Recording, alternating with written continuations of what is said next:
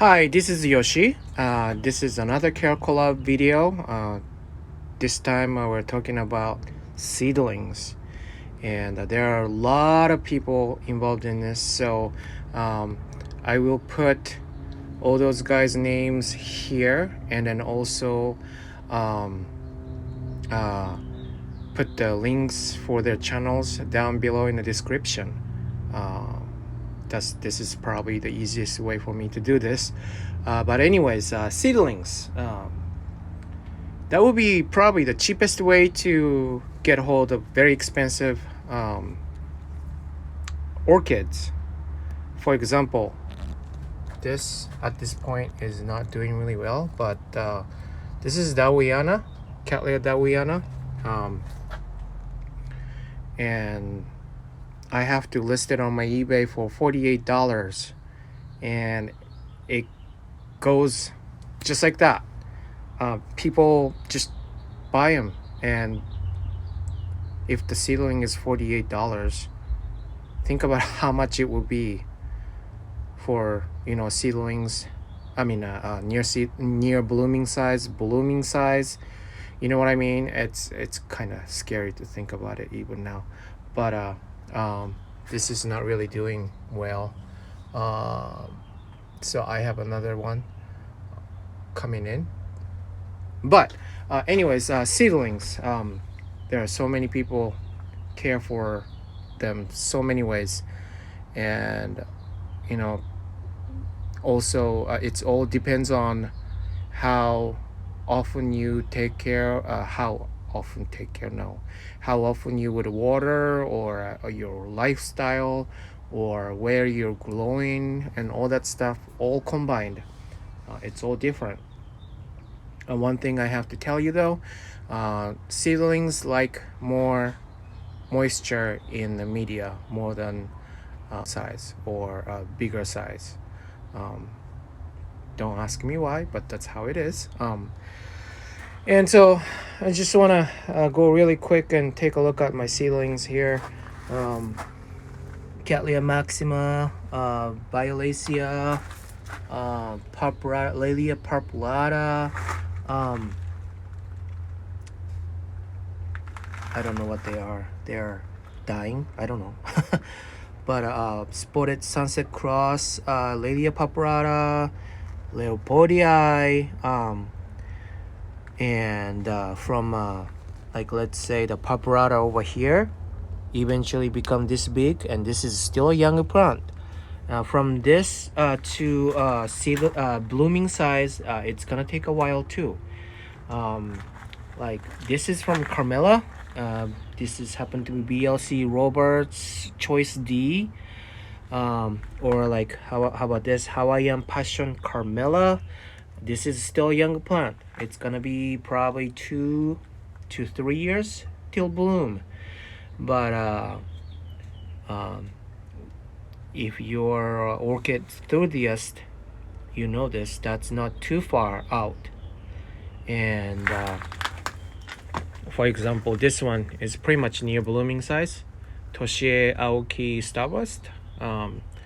And I wouldn't be surprised if I see a sheath in there, which there isn't. But anyways, yeah, then it would go to this size. This is Laelia Paparata, but it's getting in there. Probably it's gonna even get bigger new growth when it shoots out the new growth next time. But yeah, this is Paparata, all Paparata, and you can see the different stages in the seedlings. This is about this size.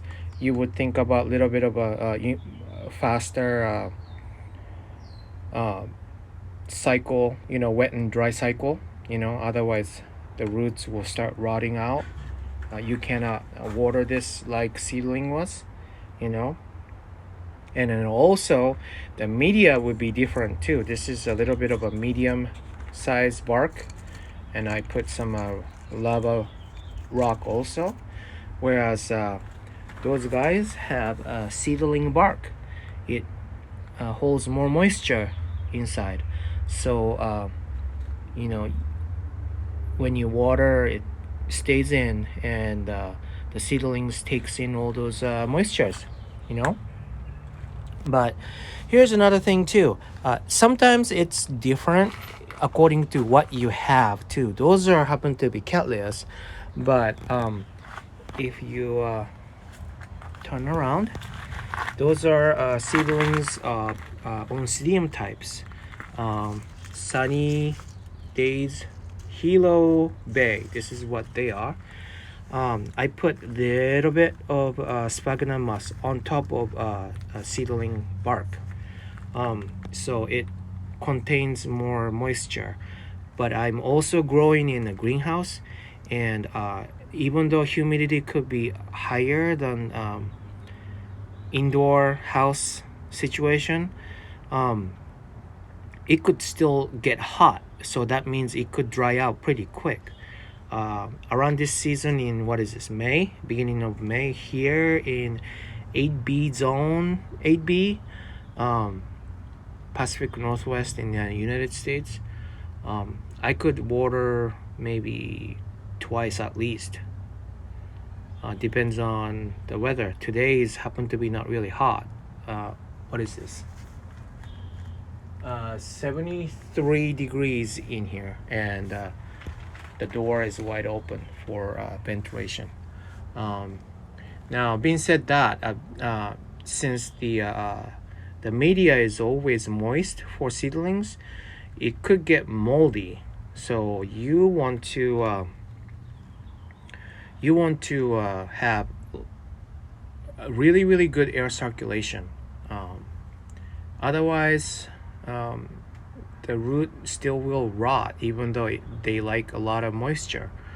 They still like a lot of air circulation. So the fan's always on, or airs are moving in the greenhouse. That's what I meant to say. So that's something you want to think about. If not, yeah, it's gonna get moldy. Here are Vandas. I had like about maybe 50 of them in total, but not all of them will survive actually. That's another thing I have to tell you. So I sell seedlings also, and I usually don't really recommend, especially Vandas or I want to say like zygos, those fussy ones, and hard to keep in indoor style. There are a reason for that. The problem is the air circulation, like I said, but also the type of orchids. Vandas are like that. You know, we keep in bare root and hanging usually, and you know, you either put the roots in the water and then keep it soak in the water for like a couple hours, or I usually spray them every day, roots part, you know. So they're not really good for potted. So why is it in a sphagnum moss? It's easy to deal with, and then Vanda's seedlings could take sphagnum moss also, but that's why it's in mesh pot, so it could still dry out really well, you know. But here's another thing too. Not all the seedlings would survive. There are natural choices, and natural choices could be really harsh when it's still seedling stage. You might not do anything wrong. You'd be doing perfectly fine. The condition might be perfectly fine, and they still could die. So you can get, we call it compot. It's short for community pot. This is a Rhincostylus gigantea orange compot, and I don't see any dead ones, but I doubt all of them will make it to this size. This is a wrinkle stylus gigantea cartoon. This is a near blooming size. It's not quite yet, but my point being, maybe at least 3 to 4 of them will die before it gets to this size. You might make a mistake, or the seedlings just don't want to grow this much. There's a natural selection there, unfortunately. So if you can buy like 3 to 5 of them, and if it's seedlings and you make it to the blooming size, you might have a different blooms also. So that might be fun too, because seeds are not clones. They could look different, but anyways, yeah. So compared to Vandas, Oncidiums are actually really easier to keep. Those are cherry babies. They are really how do you call it?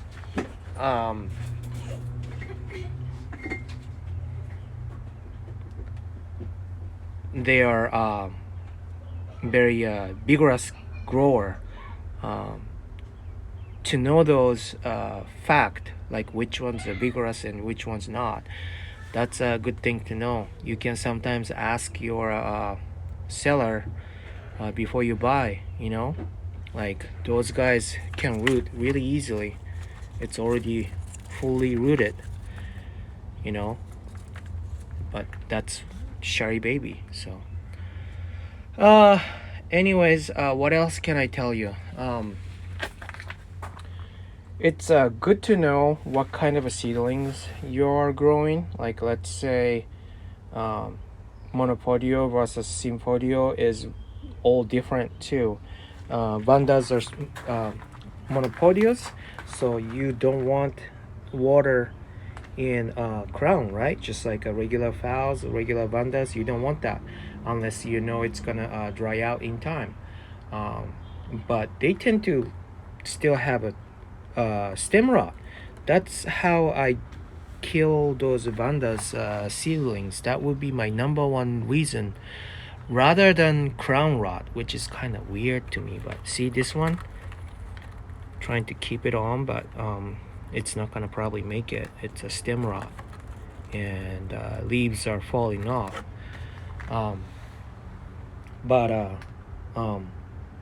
Yeah. So from there, so for the time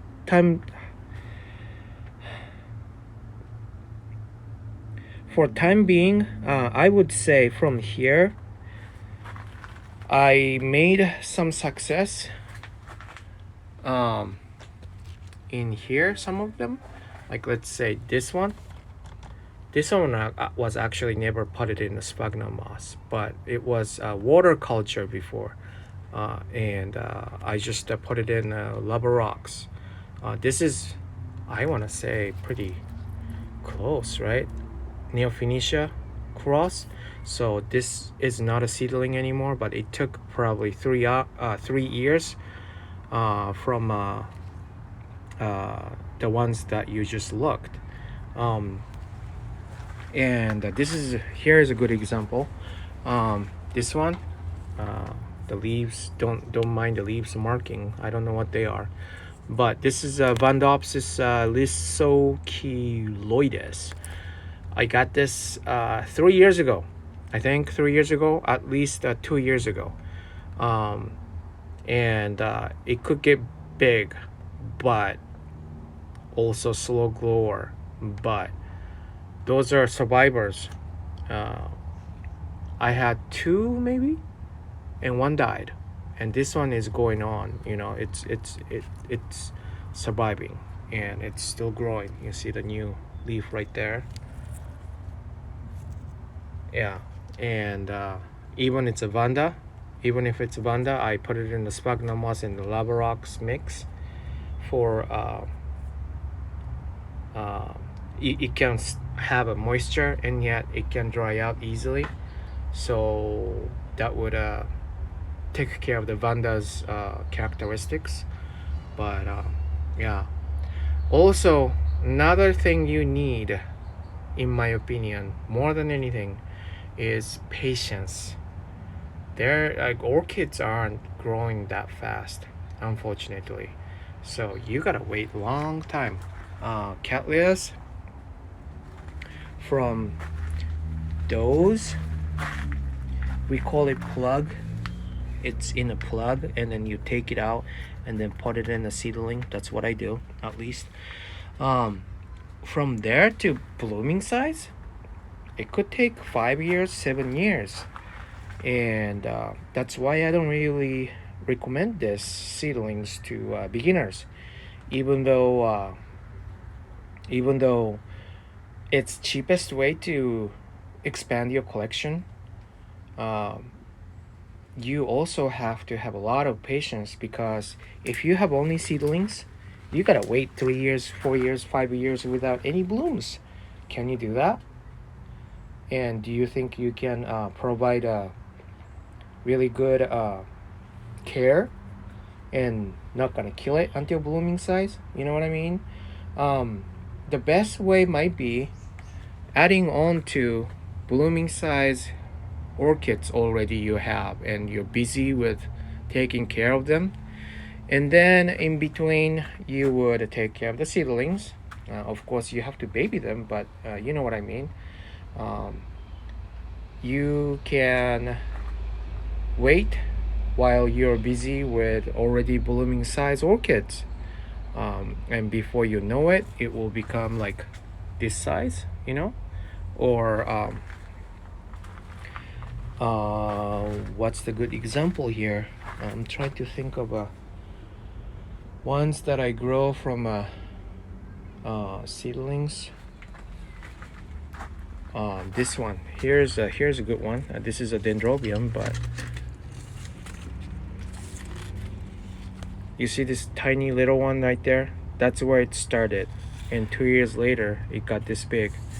It has not even bloomed yet, but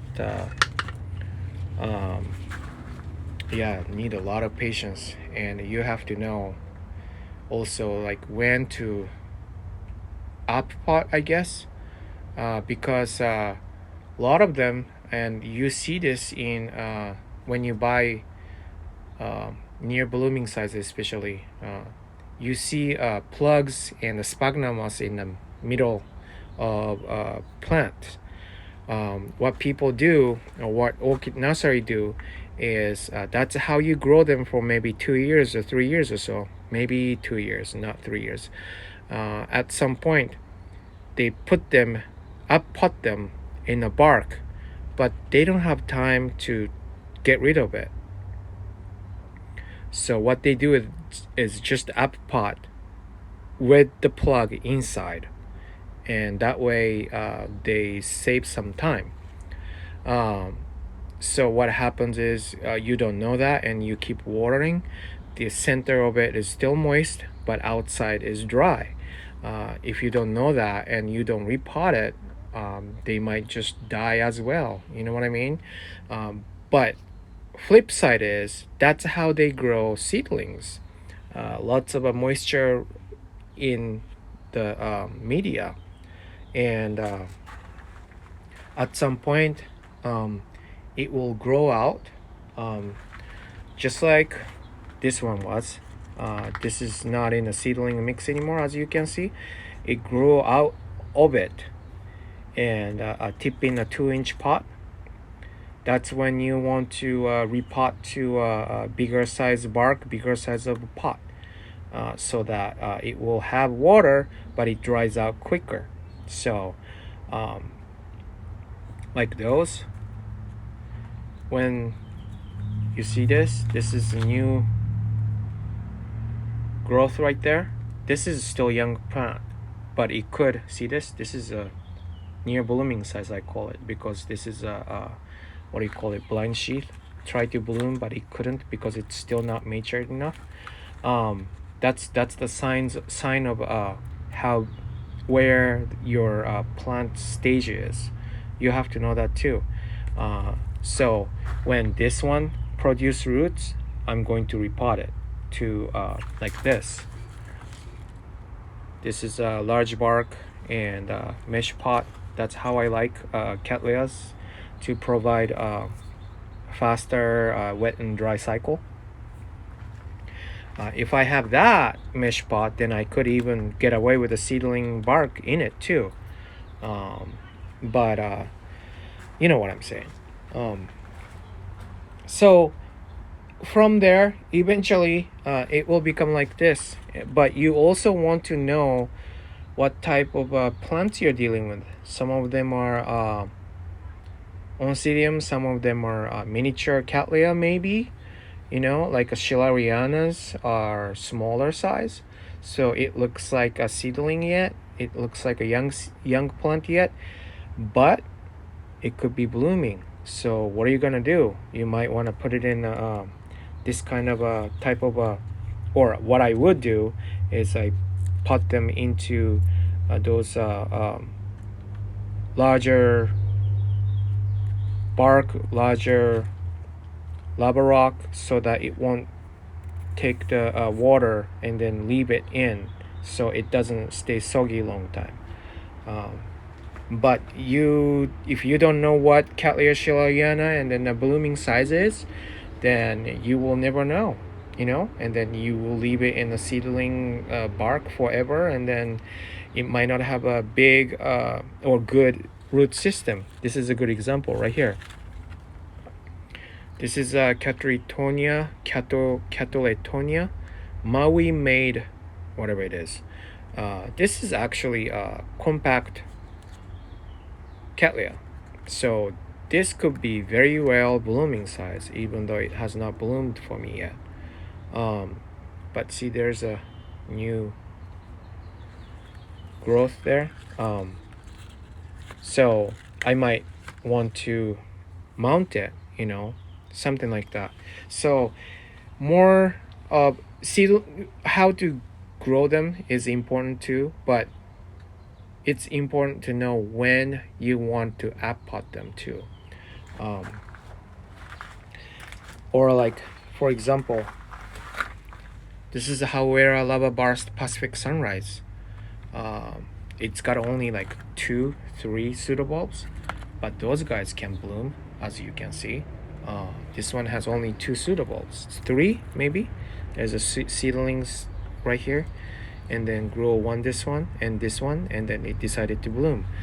Some of them can bloom with only 1 pseudobulbs too. Miltoniopsis, I think I have Miltoniopsis somewhere. Pretty, right? But I made a boo-boo. It's too dry. This is brand new, but anyways,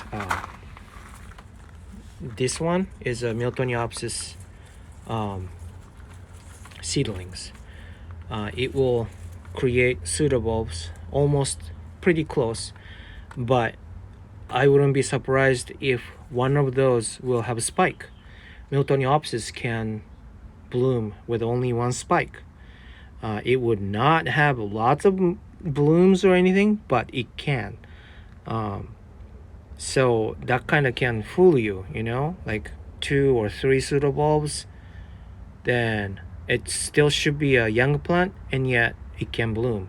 So that's something you want to think about too when you buy stuff, you know, like if you want to just see pretty blooms, Oncidiums, Miltoniopsis are way to go too. So anyways, what else can I tell you about the seedlings? They're fussy, like I said. See this? I had about 20 of those Cycopsis, and yet those are on the way to the orchid heaven.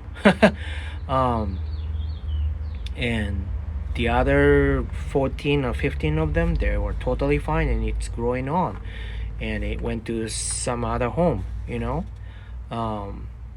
But like I said, some of them just won't make it.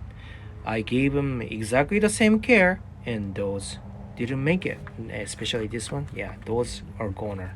I don't even know why I'm keeping them. But just so you know that it's not hard once you get used to it, but then you kind of have to prepare for the loss. That's why it's cheaper. That's why some of them are readily available, and yet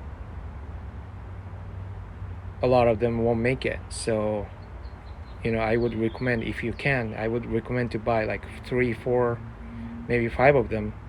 So, anyways, yeah, I don't really sound encouraging, am I? But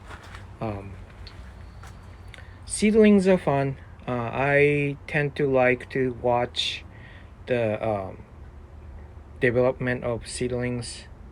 So that's another reason why I have a lot of seedlings.